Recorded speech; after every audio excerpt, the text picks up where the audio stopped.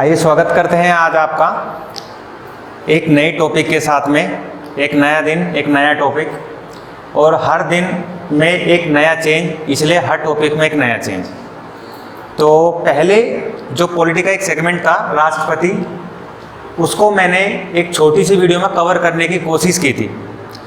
आज हम पढ़ेंगे संविधान, कॉन्स्टिट्यूशन, किस तरीके से हमारा संविधान बना और संविधान बनने में कितना खर्च आया, कितने दिन लगे, कितने लोग शामिल हुए संविधान बनाने में, और आज जब संविधान बनकर रेडी हो चुका है तो इसके कितने भाग हैं, कितने अनुच्छेद हैं और कितनी अनुसूचियां संविधान में शामिल की गई।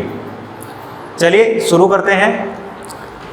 देखिए, सबसे पहले पढ़ेंगे हम मेकिंग ऑफ कॉन्स्टिट्यूशन, यानी संविधान बना कैसे इंडिया का, किस तरीके से। तो सबसे पहले 1934 में M.N. रॉय ने पहली बार ये सजेस्ट किया कि भारत का, भारतीयों के लिए एक संविधान होना चाहिए। इससे पहले कभी भी भारत के जितने भी बड़े बड़े नेता थे कांग्रेस के, कभी किसी के मन में ये बात नहीं आई कि भारतीयों का खुद का संविधान होना चाहिए। बात उठती थी कि भारत एक डोमिनियन स्टेट होना चाहिए। और संविधान की सबसे पहले मांग अगर किसी ने करी, यह विचार दिया, तो सर M.N. रॉय ने। इस विचार को पूरा करते हुए 1946 में कैबिनेट मिशन आया। कैबिनेट मिशन ने इस विचारधारा को एक सजीव रूप दिया और भारत के लिए, भारतीयों के लिए भारत का खुद का एक संविधान बनाने का रास्ता साफ किया और कहा कि भारतीय अब खुद अपना एक संविधान बनाइए। अगर जब आज़ादी की बात चली रही थी और आज़ादी हमें मिलने वाली थी, तो अगर हम लोकतांत्रिक देश बनना चाहते हैं तो लोकतंत्र का सबसे पहला आधार है हमें खुद का एक संविधान होना चाहिए। तो उसी संविधान को एक सजीव रूप देने का काम करा कैबिनेट मिशन ने। कैबिनेट मिशन की सिफारिश पर ही भारत में संविधान का निर्माण तैयार होने लगा। और इस संविधान सभा में सबसे पहले जो मेंबर ऐड किए गए, टोटल मेंबर थे 389। ठीक है, संविधान सभा के सदस्य कितने थे? 389। और भी 389 भी 3 भागों में डिवाइड थे। पहला भाग तो था वो प्रांतीय, जो अंग्रेजी राज्य थे उनसे आए थे, इनकी संख्या थी 292। इसके बाद 4 सदस्य ब्रिटिश कमिश्नरेट से आए थे और 93 जो सदस्य आए थे, ये आए थे देशी रियासतों से, देशी रियासतों से। ठीक है, तीनों को ऐड करेंगे 389 मेंबर बनते हैं। इन मेंबर्स ने संविधान सभा का जो निर्माण हुआ, उस संविधान सभा के सदस्य 389 मेंबर थे स्टार्टिंग में। इन लोगों ने संविधान बनाना स्टार्ट करा।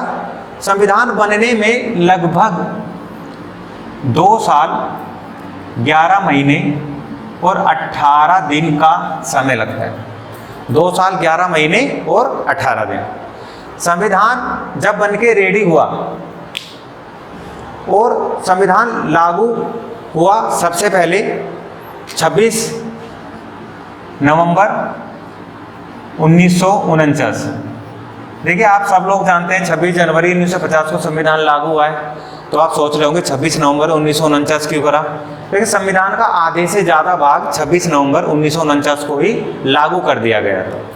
पर बाकी बचा हुआ भाग या फिर पूरा संविधान कहीं लागू हुआ तो वो आपका 26 जनवरी 1950। ठीक है, देखिए, जैसे कि आपको पता लग चुका है कि संविधान 26 जनवरी 1950 को लागू हो गया था। तो जब संविधान सभा बनी और बनने से स्टार्टिंग से एंड तक, जब तक बन के तैयार हुआ, तो बैठकें हुई, कुछ सीटिंगें लगी और कुछ प्रस्ताव, रेजोल्यूशन भी पास हुए। तो सबसे पहले संविधान सभा की जब पहली बैठक हुई,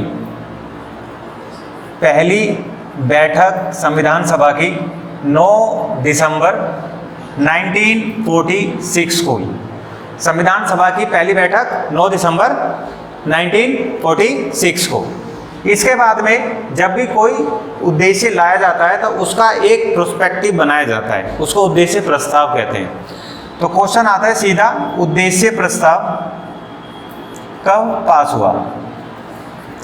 उद्देश्य प्रस्ताव पास हुआ 13 दिसंबर 1946 में। 13 दिसंबर 1946 पर उद्देश्य प्रस्ताव लाया कौन? क्वेश्चन ये भी बनता है, उद्देश्य प्रस्ताव पास करा जवाहरलाल नेहरू, JL। जवाहरलाल नेहरू ने उद्देश्य प्रस्ताव को संविधान सभा में पेश किया, ठीक है। और संविधान सभा की अंतिम बैठक 26 नवंबर 1949 को संविधान सभा की अंतिम बैठक हुई और इसी बैठक में संविधान का आधे से ज़्यादा भाग लागू कर दिया गया। और भारत जब आज़ाद होने वाला था, हमें स्वतंत्रता मिलने वाली थी, उस समय हमारा नेशनल फ्लैग भी ज़रूरी था और हमारा जो राष्ट्रीय झंडा था हमने तिरंगा को अपनाया, जिसका डिज़ाइन पिंगली वेंकैया नायडू एक शख्स थे, क्या नाम था उनका? पिंगली वेंकैया नायडू। पिंगली वेंकैया नायडू ने तिरंगे का डिज़ाइन रेडी करा था और हमारा तिरंगा 22 जुलाई 1947 को अपनाया गया और 15 अगस्त 1947 को हमें आज़ादी मिल गई। इसके बाद में जब संविधान पूरा का पूरा संविधान जो 26 जनवरी 1950 को लागू हुआ, इससे पहले 26 जनवरी 1950 को संविधान लागू हो गया। संविधान लागू होने से 2 दिन पहले, संविधान लागू होने से 2 दिन पहले भारतीयों ने या संविधान सभा ने हमारा राष्ट्रगीत और राष्ट्रीय गान जन गण मन और वंदे मातरम अपनाया। तो ये कब अपनाया? तो 24 जनवरी 1950 को हमारा राष्ट्रीय गीत और राष्ट्रीय गान, राष्ट्रीय गीत और राष्ट्रीय गान को अपनाया गया। मेरा क्वेश्चन आप लोगों के लिए है कि राष्ट्रीय गान की रचना किसने करी और राष्ट्रीय गीत की रचना किसने करी है और राष्ट्रीय गीत को कहाँ से हमने अपनाया है, ठीक है। इसके बाद हम अब बात करेंगे कि संविधान जब बन के रेडी हो चुका था तो संविधान में भाग जो थे उसके भागों की संख्या कितनी थी और संविधान के अनुच्छेद और अनुसूचियाँ, ठीक है। एक कंटेंट रेडी होता है तो कोई भी बुक होती है तो उसमें जैसे ही आप स्टार्ट करते हैं तो उसमें कंटेंट की लिस्ट होती है कि कौन सा पार्ट है, कितने पार्ट्स हैं। ऐसे संविधान एक बुक है, उसके अंदर भी अलग अलग भाग दिए गए हैं। हर भाग में बताया गया है कि कौन सा भाग किस सब्जेक्ट से संबंधित है और आर्टिकल, कौन सा आर्टिकल किस भाग से संबंधित है, कौन सी अनुसूची किस बात को संविधान में बताती है, ठीक है। आप समझने की कोशिश करें। देखिए, वैसे तो संविधान में करंटली बात करें, करंट की स्टेट के वर्तमान में तो 25 भाग हैं, पर जब संविधान लागू हुआ था उस समय 22 भाग थे। तो 22 के 22 पढ़ने की ज़रूरत होती नहीं है। हम एग्ज़ाम के पर्पज़ से सिर्फ उन्हीं भागों को देखेंगे जो हमारे एग्ज़ाम में सबसे ज़्यादा इम्पोर्टेंट हैं। तो सबसे पहला जो भाग है संविधान का, इसके अंदर क्या बताता है? भाग 1। भाग 1 में क्या है? संघ और उसका राज्य क्षेत्र, संघ और उसका राज्य क्षेत्र। दूसरा भाग जो है ये है नागरिकता। भारत में एकल नागरिकता का प्रावधान है, यानी भारतीय की पूरे भारत में किसी भी स्टेट में पैदा हो कोई भी नागरिक, वो इंडियन सिटीजन कहलाएगा, ना कि यूपी का नागरिक, दिल्ली का नागरिक, हरियाणा का, ऐसे नहीं होगा।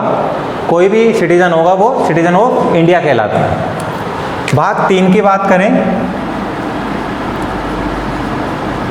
तो भाग 3 हमारा है मौलिक अधिकार। भाग 4 की बात करें, भाग 4 है राज्य के नीति निर्देशक सिद्धांत। राज्य के नीति निर्देशक सिद्धांत यानी राज्य जब भी कानून बनाएगा जनता के हित के लिए, तो कानून बनाते समय राज्य के नीति निर्देशक सिद्धांत सरकार की मदद करेंगे, राज्य की मदद करेंगे कि राज्य के हित में जो भी कानून बन रहा है वो नागरिक के, राज्य के हित में हो। इसके बाद में भाग 5 जो है ये केंद्र सरकार से संबंधित है। केंद्र सरकार के क्या क्या कार्य होते हैं, केंद्र सरकार के भाग कौन कौन होते हैं, जैसे कि राष्ट्रपति, उपराष्ट्रपति, प्रधानमंत्री, ये सेंट्रल गवर्नमेंट के ही अंग हैं, केंद्र सरकार के केंद्र के अंडर में काम करते हैं। तो केंद्र सरकार। फिर भाग 6 की बात करें तो जिस तरीके से भाग 5 में केंद्र सरकार है, उस भाग 6 में राज्य सरकार के बारे में बताया गया है। भाग 5 केंद्र सरकार, भाग 6 राज्य सरकार के बारे में बताया गया। देखिए जैसे भाग 6 कंप्लीट होता है आपका, इसके बाद जो आता है आपका भाग 8 आता है सीधा। भाग 8 में क्या बताया गया है आपका, भाग 8 में है यूनियन टेरिटरीज यानी केंद्र शासित प्रदेश। केंद्र शासित प्रदेश भारत के अंदर, अभी मेरा क्वेश्चन है कि अभी भारत के अंदर कितने केंद्र शासित प्रदेश हैं, नीचे कमेंट सेक्शन में अपना आंसर लिख के बताएं। भाग 9 जो है वो पंचायत से संबंधित है, पंचायती राज। भाग 9A, भाग 9A जो संबंधित है वो है आपका नगर पालिका। भाग 9B जैसे कि भाग 9A नगर पालिका से संबंधित है, इसी तरीके से भाग 9B है सहकारी समितियां, सहकारी समितियों से संबंधित है भाग 9B। भाग 10 की बात करें, भाग 10 की बात करें तो भाग 10 में आती है हमारी शेड्यूल ट्राइब, अनुसूचित जनजातियां, अनुसूचित जाति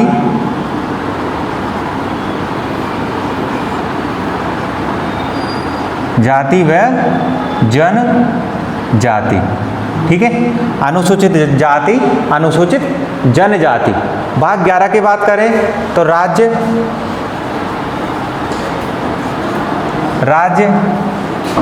और केंद्र के संबंध किस तरीके से होते हैं, इसके बारे में बताया गया है। ठीक है,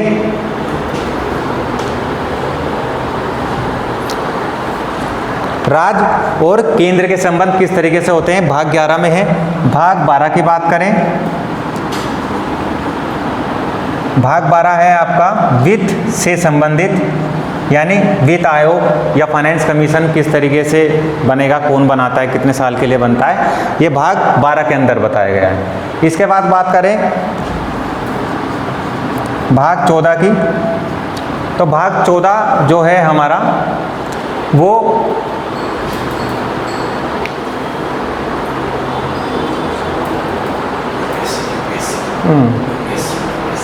भाग 14 जो है हमारा वो है हमारा ये है वित्त आयोग। भाग 14 संबंधित है हमारा संघ लोक सेवा आयोग या राज्य लोक सेवा आयोग की जो सेवाएं होती हैं उनसे संबंधित है, यानी यूपीएससी और पीएससी यानी union public service commission of India, public service commission, state public service commission होते हैं फिर भाग 14A की बात करें तो संविधान में अधिकरण की बताया गया है।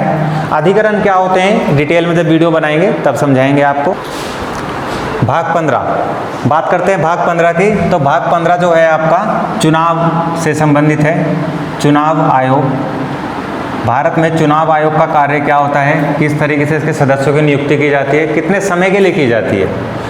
फिर बात आती है भाग 17 की। भाग 17 आपका राजभाषा से संबंधित है। भारत की राजभाषा कौन सी है और भारत की कितनी राजभाषाएं हैं, ये आपके लिए क्वेश्चन है, नीचे कमेंट सेक्शन में बताएं। इसके बाद में भाग 18 आता है, आपातकालीन, ठीक है, आपातकालीन स्थिति या आपातकालीन जो शक्तियाँ होती हैं या आपातकालीन स्थिति किस तरीके से भारत में इमरजेंसी के रूप में जो आर्टिकल्स हैं, कुछ आर्टिकल हैं, 3 आर्टिकल हैं, वो तीनों आर्टिकल आपको नीचे कमेंट सेक्शन में बताने कौन कौन से हैं, ठीक है। वो आर्टिकल जब भी भारत में किसी भी तरीके की स्थिति उत्पन्न हो जाती है 3 तरीके से, एक वित्त की कमी हो जाती है तो उसको वित्तीय स्थिति कहते हैं, एक नेशनल इमरजेंसी राष्ट्रीय आपातकाल, और एक प्रेसिडेंट रूल होता है, राष्ट्रपति शासन। कहीं भी भारत के किसी भी हिस्से में अगर कोई भी संवैधानिक तंत्र विफल हो जाता है तब आपातकालीन स्थिति पैदा हो जाती है और वो तीनों आर्टिकल इस्तेमाल किए जाते हैं। फिर बात करें भाग 20 की। तो भाग 20 है आपका संविधान संशोधन। संविधान संशोधन भाग 21, भाग 22 इसके बारे में पढ़ना कोई ज़रूरी है नहीं इतना। एग्ज़ाम के लिहाज से, एग्ज़ाम के हिसाब से देखें तो हमारे लिए सिर्फ इतने ही भाग हैं। मैंने पहले भी बताया था वीडियो के स्टार्टिंग में कि हम सिर्फ उतना ही पढ़ाएंगे, उतना ही आप लोगों को जानने की कोशिश होनी भी चाहिए कि आपका एग्ज़ाम क्लियर हो जाए, ठीक है। आपको संविधान के भाग समझाने की कोशिश करी है। इसी तरीके से संविधान में अनुसूचियाँ भी हैं। संविधान में वर्तमान में 12 अनुसूचियाँ हैं और हर एक अनुसूची में हर एक अलग से एक सब्जेक्ट के तौर पर बातें बताई गई हैं। जैसे अनुसूची 1 में क्या बताया गया है, राज्य के नाम, न्याय क्षेत्र और उनकी सीमाएं, यानी हर राज्य का नाम कौन चेंज कर सकता है, तो संसद चेंज कर सकती है। हर राज्य क्षेत्र की सीमाएं क्या होंगी ये भी तय करता है, तो संसद के द्वारा ही तय की गई है। इसके बाद में अनुसूची 2 की बात करें तो भत्ते और विशेष अधिकार। बात करें भत्ते और विशेष अधिकार में कौन आते हैं, तो जो केंद्र में सेंटर में सर्वोच्च पद पर हैं संविधान में हमारे, जैसे कि राष्ट्रपति, उपराष्ट्रपति, प्रधानमंत्री, तो इनके भत्ते और इनके विशेष अधिकार क्या क्या होंगे वो अनुसूची 2 के अंदर बताई गई हैं। बात करें अनुसूची 3, तो अनुसूची 3 है शपथ से संबंधित, यानी संविधान में किन किन सदस्यों को शपथ दिलाई जाएगी, कौन दिलाएगा और किन किन सदस्यों को दिलाई जाएगी, वो सब अनुसूची 3 के अंदर बताया गया है। अनुसूची 4 में बताया गया है राज्य व केंद्र शासित प्रदेशों में राज्यसभा की सीटों का आवंटन। देखिए जिस तरीके से लोकसभा में direct first pass the post system के द्वारा सदस्य चुनकर लोकसभा में भेजे जाते हैं, उस तरीके से राज्यों की विधानसभाओं में भी सदस्य चुने जाते हैं। पर जब राज्यसभा की बात आती है तो चीज़ें बदल जाती हैं और राज्यसभा में सीटों का जो आवंटन होता है वो हर राज्य के विधानसभा से कुछ लिमिटेड परसेंटेज फिक्स किया गया है, जनसंख्या के आधार पर सदस्य चुनकर राज्यसभा में केंद्र में पहुंचते हैं। इसके बाद में अनुसूची 5 अनुसूचित जाति और अनुसूचित जनजाति जो एरिया है, ST ST एरिया, उससे रिलेटेड बातें बताई गई हैं। अनुसूची 6 में ATMM असम, त्रिपुरा, मणिपुर, मेघालय, असम, त्रिपुरा, मणिपुर, मेघालय से संबंधित बताया गया है। ये भी एक अनुसूचित जनजातीय क्षेत्र हैं। बात करें भाग 7 की, तो भाग 7 में संघ सूची, राज्य सूची और समवर्ती सूची तीनों सूचियों के बारे में बताया गया है। भाग 8 में भाषाएं बताई गई है। भाग 9 भूमि सुधार से संबंधित है। भाग 8 में जो भाषाएं बताई गई हैं, मेरा क्वेश्चन ये है कि संविधान में भाषाएं कितनी हैं, ये बताएंगे आप। कितनी भाषाओं को राजभाषा का दर्जा दिया गया है। भाग 9 भूमि सुधार से संबंधित है। अनुसूची जो 10 है, अनुसूची 8 जो है भाषाएं से संबंधित है। अनुसूची 9 भूमि सुधार से संबंधित है। अनुसूची 10 दल बदल से संबंधित है। अनुसूची 11 पंचायत राज से संबंधित है और अनुसूची 12 नगर पालिका से संबंधित है। ये 12 की 12 अनुसूचियां हैं। बात करें संविधान में, जब संविधान लागू हुआ था तब उसमें अनुच्छेदों की संख्या कितनी थी? तो देखिए, जब संविधान लागू हुआ उस समय जो अनुच्छेद थे, देखिए जब संविधान लागू हुआ तब अनुच्छेदों की संख्या, टोटल आर्टिकल जो थे, टोटल आर्टिकल्स की संख्या थी 395 टोटल आर्टिकल थे। बट अगर वर्तमान की बात करी जाए तो अप्रोक्स यानी लगभग 470, वर्तमान में अनुच्छेदों की संख्या लगभग 470 के आसपास पहुंच चुकी है। पर जब संविधान लागू हुआ तब अनुच्छेदों की संख्या थी 395। तो ये संविधान का जो संविधान किस तरीके से बनाया गया, या संविधान में जो संविधान के भाग हैं, अनुच्छेद हैं या अनुसूचियां हैं, किस तरीके से, कितनी अनुसूचियां हैं, कितने भाग हैं, कितने आर्टिकल्स अनुच्छेद हैं, ये सब जोड़े गए। मैंने आप लोगों को एक शॉर्ट वीडियो में समझाने की कोशिश करी है, और आने वाली जो नेक्स्ट वीडियो होंगी वो आपको मैं समझाऊंगा हर भाग में क्या बताया गया, किस भाग में कितना चीज़ें क्लियर करी गई हैं संविधान में। जैसे कि भाग 1 ही संघ, राज्य और उसकी क्षेत्र सीमाओं से संबंधित है। भाग 2 में नगर पालिका, नागरिकता की बात आती है। भाग 2 में नागरिकता आती है। तो नागरिकता किस प्रकार से ली जा सकती है, छोड़ी जा सकती है, वो सब इस नेक्स्ट वीडियो में मैं समझाने की कोशिश करूँगा। और ये वीडियो देखने के लिए धन्यवाद। अगर आप इस वीडियो को देख रहे हैं तो मेरी आप लोगों से गुजारिश है कि इस वीडियो को लाइक करें, कमेंट करें और सब्सक्राइब करें। और सब्सक्राइब के जहाँ लिखा रहता है ना, उसके पास में एक बटन होता है बेल आइकन, उसको प्रेस करें ताकि नई नई वीडियो जो मेरे द्वारा अपलोड की जाए वो उसकी नोटिफिकेशन आपके पास मिल जाए। और वीडियो को शेयर ज़रूर करें। ठीक है, धन्यवाद।